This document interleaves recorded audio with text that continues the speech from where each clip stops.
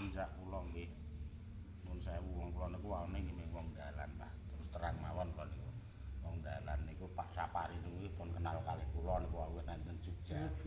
Niku wiwit niku kula niku mengjane pengine kula pribadi bojo kula barang niku karepe kan anu cedhak. Untung niku Pak Kyai Roswanto niku nuntun-nuntun kula saking ngaji ayo subuhan ayo anu selama kula mengenal zikir salat terus zikir niku nggih iso hawa nafsu kula niku iso rada kendhu Pak. Waune niku kula nek emosi niku tanpa wis ora ibarate ora ana sing kula wedeni wis istilahé ngoten mawon.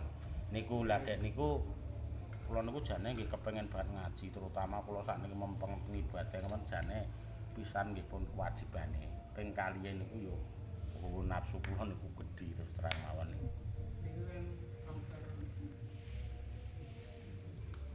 Itu anugerah loh. Bukan harus dibuat. Dirawat sing apik. Lah kula nenten masjid rika Pak. Niku kula niku wong bodho dhewe tapi nggih dienggo takonan. Nek kula pun ngomong A, nggih tetep A, mboten B. Ngoten niku dadine nggih nuwun sewu saestu niku. Memang kula niku napa nggih enten pedukuhan enten RT-nan men.